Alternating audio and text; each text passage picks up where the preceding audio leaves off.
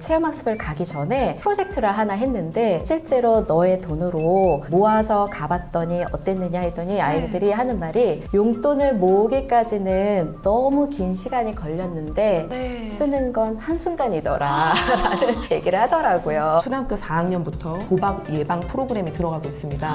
아이들이 용돈 받은 걸 도박에 쓰고 있는 아이들이 있거든요. 그래서 이게 큰 문제여서 요즘 예방 프로그램도 만들고 있으니까 우리 아이가 용돈 어디다 쓰는지를 꼭 점검해야겠죠.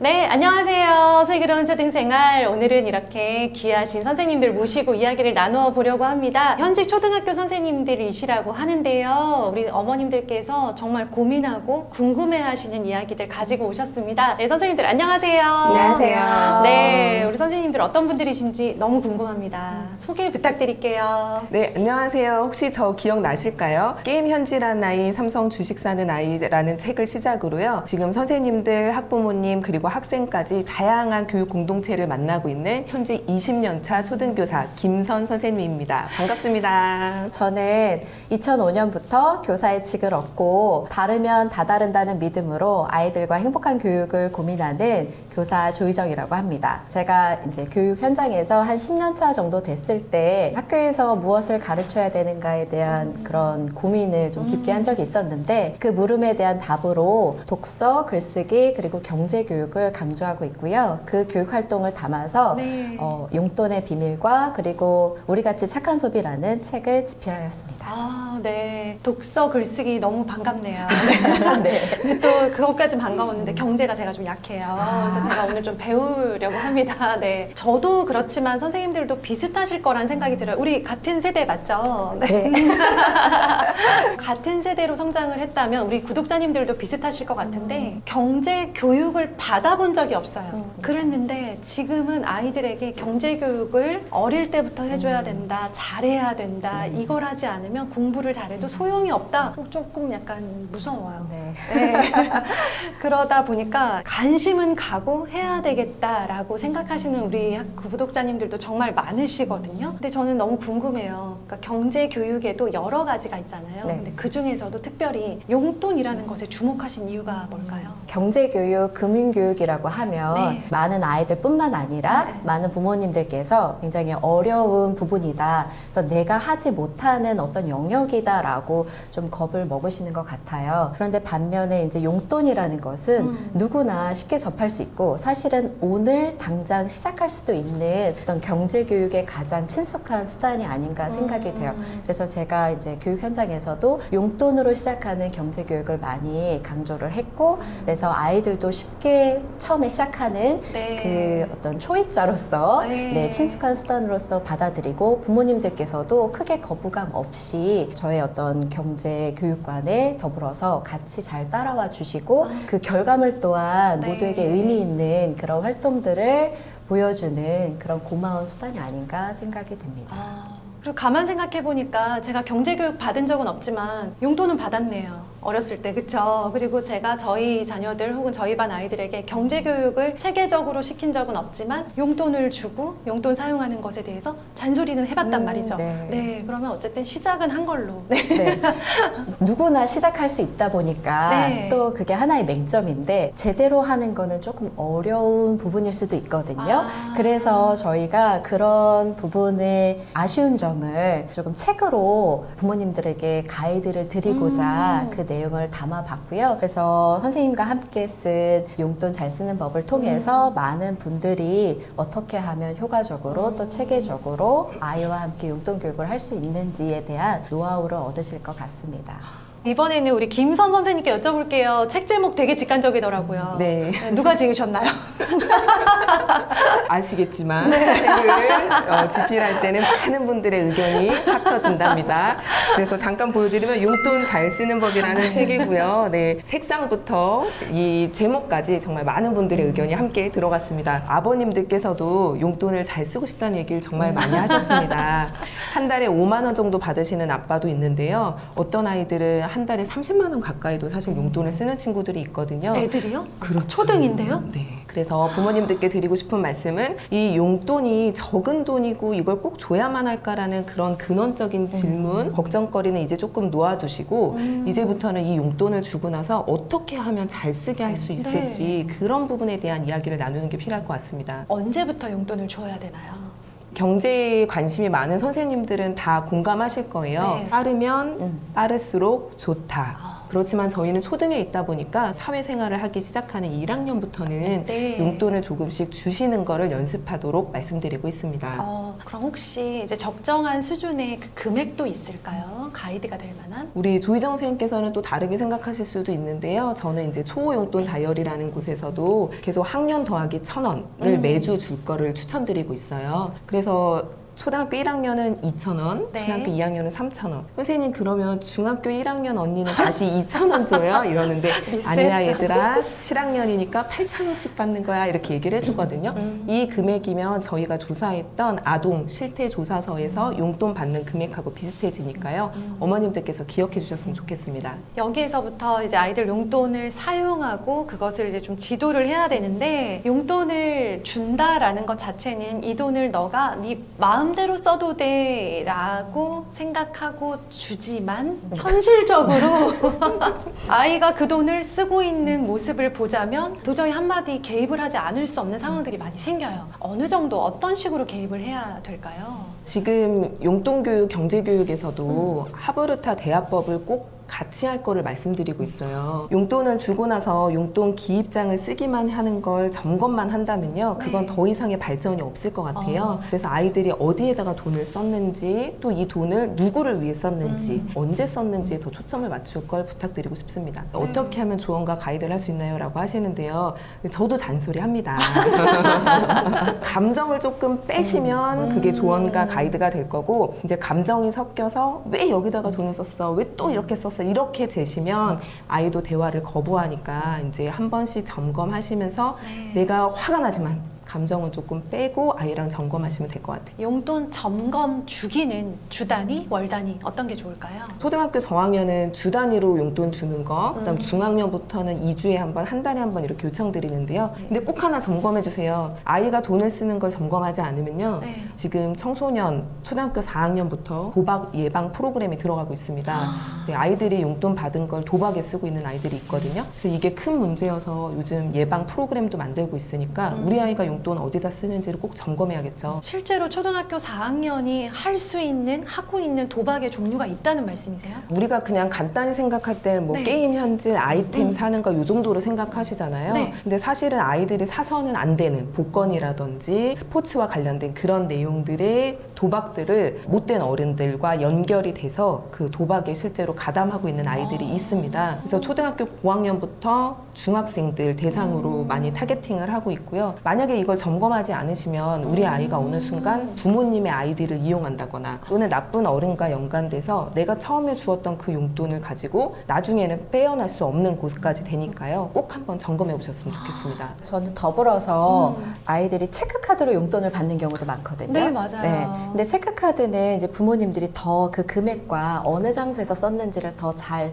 확인하실 수가 있어요. 날아오죠? 네. 그래서 이 부모님들이 그것을 보고 너 여기 왜 이렇게 많이 썼어? 라고 하시면서 뭔가 이렇게 감시자의 눈으로 또는 네. 뭔가 아이에게 잔소리를 하는 그런 포커스로 자꾸 용돈 교육을 가져가시면 아이들이 그거에 대해서 좀 반항하거나 부정적으로 받아들일 수 네. 있거든요. 근데 사실 돈이라는 건 우리 어른들도 계획한 대로 쓰기 굉장히 어렵잖아요. 그래서 아이들에게는 아직 조금 더 그런 시간과 그리고 그런 시행착오를 통해서 배움을 얻는 스스로 그런 경험을 할 수 있도록 부모님들께서 너무 바로바로 필요하겠지만 네. 그런 어떤 균형을 맞출 필요는 있다라고 저는 좀 네. 말씀드리고 싶어요. 세상이 정말 달라졌구나. 교육 트렌드가 바뀌었다라고 느끼는 게요. 경제 교육은 돈을 어떻게 하면 더 알뜰살뜰 모을까? 그리고 모은 돈을 어떻게 관리하면 좋을까? 어떻게 저축을 하는 것인가라는 것에 초점이 맞춰 있었다면 지금의 경제 교육은 소비, 잘 쓰는 것, 것,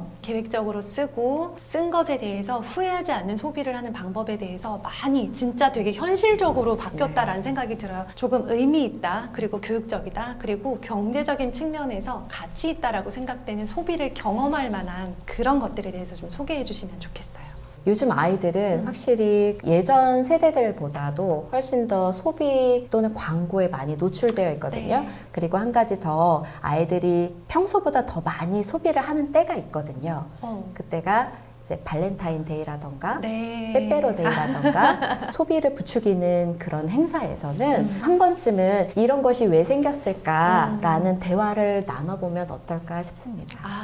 그냥 무슨 날이니까 그래 그럼 엄마가 사줄게 친구들 나눠줘 막 이런 게 아니라 이것이 주는 소비적인 측면에서의 의미에 대해서 생각을 해봐야 된다. 소비가 단순히 현금을 가지고 사용하는 거, 그다음 카드를 사용하는 거 외에도 다양한 것들이 정말 소비로 다 들어가거든요. 저는 우리 반 아이들하고 실제로 해봤던 거는 학급 경매도 한번 해봤어요. 그래서 아이들이 집에 있는 물건들을 다 정리해서 자기가 팔고 싶은 물건들을 찾아내는 거죠. 그러면 내가 처음에 이걸 왜 이렇게 비싸게 샀을까, 그 첫 소비를 반성한과 동시에 그리고 또 다른 친구는 그걸 저렴하게 살 수 있는 합리적 소비를 할 수도 있잖아요. 그래서 물건을 정리한 이후에 이걸 중고마켓에 팔기도 하고요. 코로나여서 조금 3년간은 멈췄지만 올해 많이 진행되실 학급 장터들도 운영이 될 겁니다. 그래서 우리 반 아이들은 학급 경매로 제가 정해진 날짜에 금액을 쭉 쓸 수 있게끔 했어요. 댓글로 썼더니 뭐 2,000원, 2,500원, 3,000원, 3,500원, 5,000원 이렇게 불타오르는 친구들이 있었는데요. 그때 딱 저희 반 친구가 이야기 하나가 있어요. 이거 원가가 얼마인가요? 라고 찝은 친구가 있었거든요. 그 친구는 그냥 내가 가지고 있다고 해서 내 돈을 함부로 소비하지 않는 거죠. 이런 부분도 점검을 하셨으면 어떨까 싶고요. 저는 소비에서 지금과 같은 사회에서 사지 마, 아껴. 그리고 이거 다시 한번 생각해봐. 너한테 꼭 필요한 건지. 이렇게 계속하는 건 분명히 한계점이 있다고 생각을 해요. 저 역시도 그랬지만 소비를 할 때는 나름의 기준이 있어야 한다.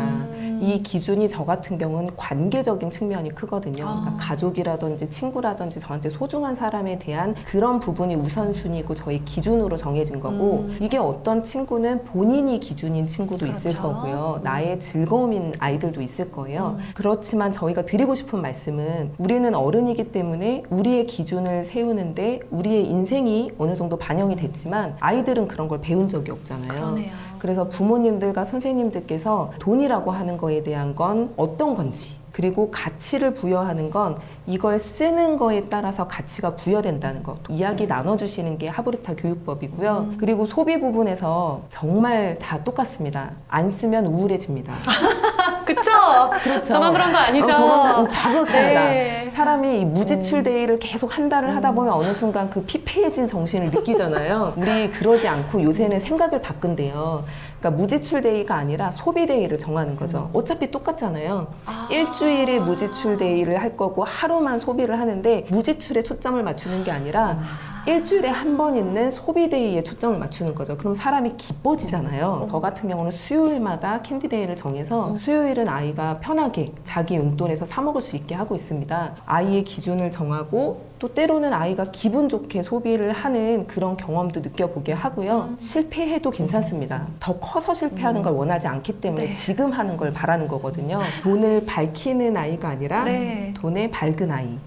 오늘 약간 밝혔던 찔려요. 학교에서 교육과정 운영하시느라 바쁜 와중에 또 우리 반만의 특별한 경제교육, 용돈교육 하고 계신 분들이시잖아요. 우리 반 아이들과 이런 용돈교육을 해봤더니 아이들이 이렇게 달라졌어요. 이런 후기가 있어요. 너무 궁금합니다. 아이들 어떤가요? 반응이? 일단 저는 주로 고학년을 좀 가르쳐 왔는데 초등학교 6학년 정도 되면은 이제 체험학습을 놀이동산으로 가거든요. 근데 놀이동산에 가면은 사실 먹을 것도 많고 사고 싶은 것도 많잖아요. 거기 가면 친구가 이제 뭐 사 먹으면 나도 사 먹게 되고 서로가 이 동조 심리가 있어서 금방 그런 소비에 물들거든요. 체험학습을 가기 전에 프로젝트를 하나 했는데 이제 체험학습비는 부모님께서 내주시지만 거기에서 추가로 지불하는 구매해야 하는 것들은 본인 스스로가 뭐 용돈을 모아서 해보자. 그 이상은 부모님께 손을 벌리지 말고 우리 한번 스스로 해결해보자라고 했어요. 그래서 한 달의 기간을 정해서 이제 목표 금액은 아이들마다 다르게 용돈을 버는 방법도 다양하게 이제 그 전에 모았던 용돈을 활용하는 아이도 있고 아니면 집안일을 통해서 용돈을 조금 더 벌어서 이제 아이들이 대부분 다 목표한 금액을 이제 달성해서 거기 가서 시간을 보내고 왔거든요. 갔다 온 다음이 너무 중요한 게 실제로 너의 돈으로 모아서 가봤더니 어땠느냐 했더니 아이들이 하는 말이 용돈을 모으기까지는 너무 긴 시간이 걸렸는데 쓰는 건 한순간이더라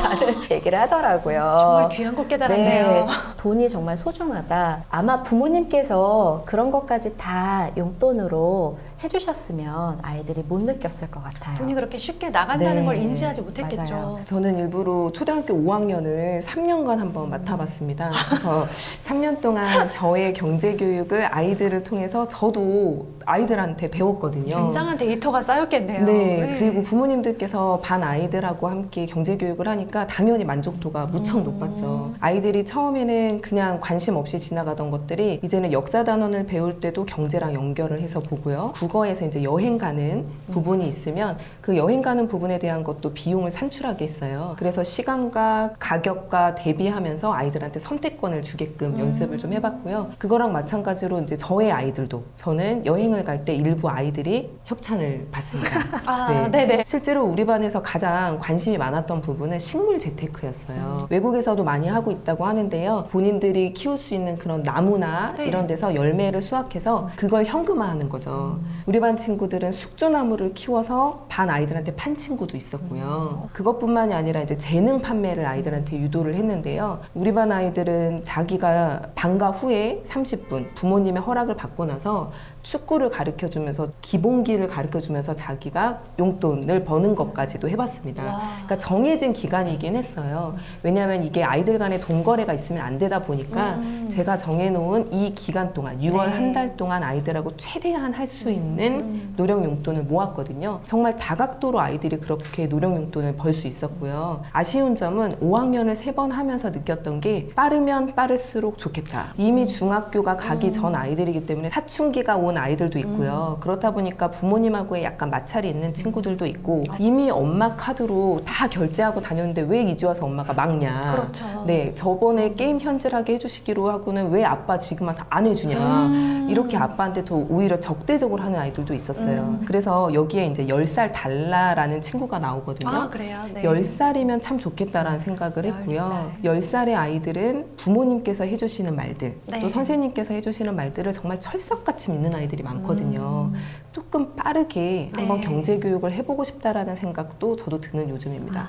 두 분 선생님 마지막으로 우리 구독자님들께 당부의 한 말씀 부탁드릴게요. 저는 용돈 교육의 주체는 부모가 아니라 아이라고 생각을 해요. 물론 그 돈이 부모의 지갑에서 나오지만 그 돈을 받아서 잘 관리하고 모아나가는 건 결국엔 아이가 해야 하는 일이잖아요. 그러려면 아이가 이 용돈 교육을 계속 해야겠다라는 어떤 내적 동기를 가지고 있어야 돼요. 그러기 위해서는 부모님들께서 아이의 실수를 감정적으로 바라보지 마시고 조금 더 너그럽게 시간을 두고 기다려 주셨으면 좋겠어요. 슬램덩크에서 되게 좋아하는 대사가 있는데 넘어진 다음이 중요해 라는 거예요. 사실 모두가 넘어질 수 있잖아요. 넘어지죠. 네, 넘어지죠. 어른도 넘어지고. 그런데 넘어진 그 상황에만 저희가 매몰되어서 이 다음을 생각하지 않고 그대로 쓰러져 있으면 아무 일도 일어나지 않잖아요. 그러면 아이가 어쨌든 일어나서 다시 걸어가야 되는데 그러기 위해서는 이 아이가 실수에 대해서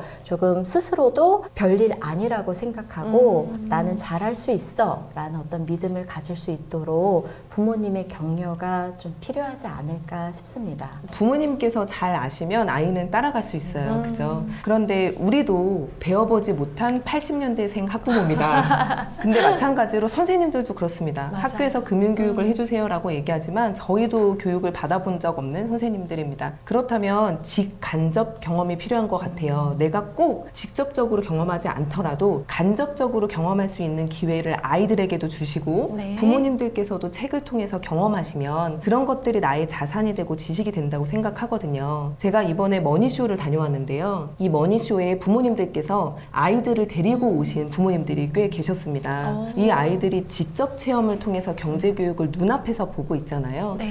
사실 이런 부분들이 가능하다면 정말 좋겠지만 그렇지 않더라도 아이들한테 이 자료를 한번 찾아보셔서 어떤 내용이 있는지 간접 체험이라도 해주시면 아이들이 그냥 어른이 되어서 금융 문맹이 된다거나 그제서야 배워야 되는 아무것도 모르는 그런 상황으로 시작하지 않고 아이들이 이걸 부모님한테 들어본 적이 있는 말이거나 네. 아니면 학교에서 선생님께서 해보셨던 수업이거나 이런 경우에는 확실히 훨씬 더 편안하게 경제에 대해서 접근할 수 있으니까요. 직접 간접 경험들을 네. 우리 부모님과 선생님들이 아이들을 조금씩 경험시켜 볼 수 있었으면 합니다. 그리고 못한다고 너무 자책하거나 맞아요. 다른 사람들하고 비교하면서 사근대적 네. 박탈감을 느끼지 마세요. 그냥 한 걸음씩 조금만 플러스 원 그렇게 나아간다 생각하시고 아이들에게 처음부터 큰 돈 주실 거 아니잖아요. 그렇다면 실패해도 괜찮은 그리고 넘어져도 괜찮은 그 정도의 용돈으로 시작해 보셨으면 좋겠습니다. 두 분 선생님 좋은 책 써주셔서 감사드리고요. 또 오늘 나오셔서 이렇게 경제 그리고 용돈에 대해서 좋은 말씀 해주셔서 감사합니다. 감사합니다. 안녕히 계세요. 감사합니다.